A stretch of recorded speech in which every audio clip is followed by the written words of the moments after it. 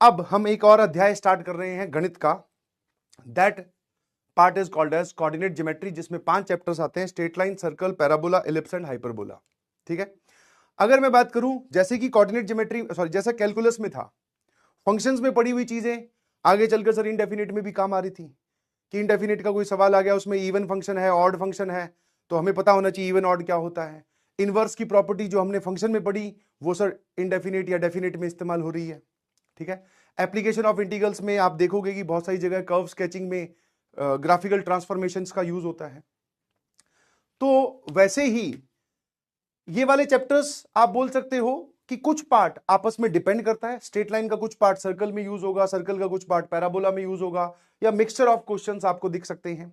ठीक है ना। ठीक है, मिक्सचर ऑफ क्वेश्चंस दिख सकते हैं।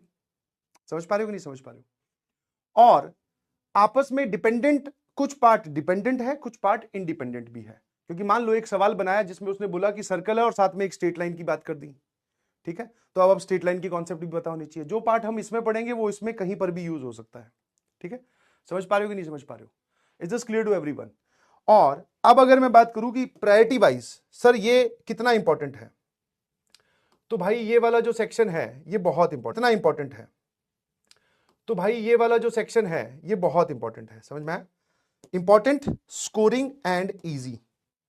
क्योंकि आपने एक चीज देखा होगा कि जैसे कैलकुलस है, ये भी स्कोरिंग है, बट इसमें 9 चैप्टर्स हैं सर। ठीक है, आपको हर एक चैप्टर में पता होना चाहिए कि ये वाला सवाल आएगा तो ऐसे करना है। बहुत सारी चीजें हैं, वैसे इसमें भी बहुत सारी चीजें होंगी, बट अगर मैं nature of the coordinate geometry की बात करूं तो पहली चीज ये आसान होता है, दूसरा इंफॉर्मेशन बेस्ड होता है। जैसे ट्रिग्नोमेट्री है वो भी इंफॉर्मेशन बेस्ड है, आपको फॉर्मूला और रिजल्ट्स पता होनी चाहिए, बट सवाल में जाने के बाद में सर वहां पर सिंप्लीफिकेशन भी बहुत तगड़ी लग जाती है, तो इसलिए बच्चों को ट्रिग्नोमेट्री डिफिकल्ट लगती है।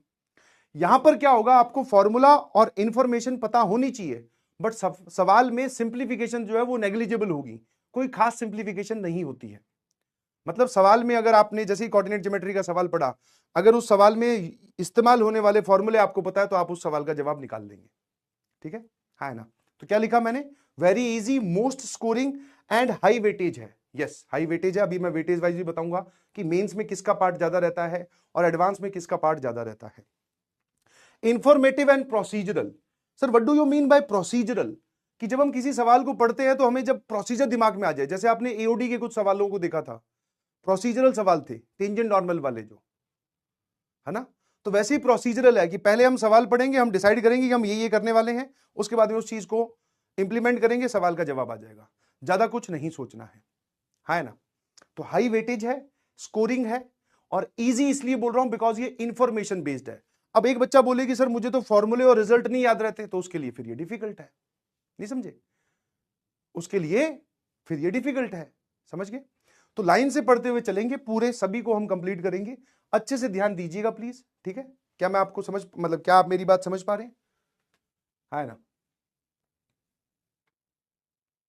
Is this clear to everyone? हाँ, जो ये लिख रहा है इजी तो नहीं होता, बस बेटा तेरा एटीट्यूड ही तो है। समझ पा रहे हो नहीं समझ पा रहे हो? आप पहले से इमेज बना के चलते हो अपने दिमाग में कुछ, और उस इमेज को फिर पहले मैं डाइल्यूट करूं कि नहीं भाई आसान है।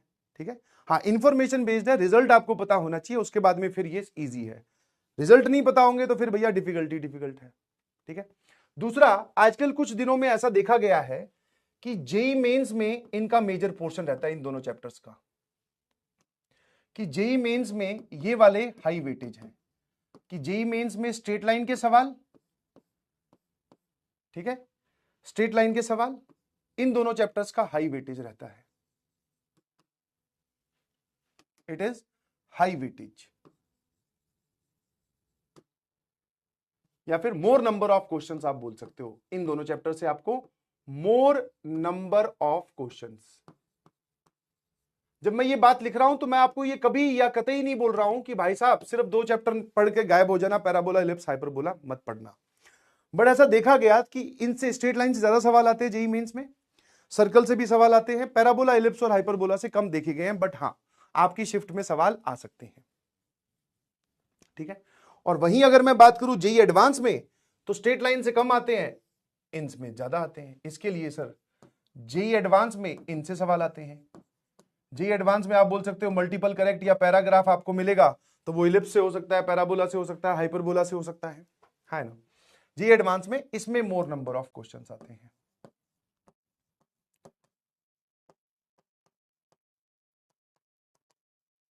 ठीक है, इसमें क्या आते हैं, more number of questions will be there.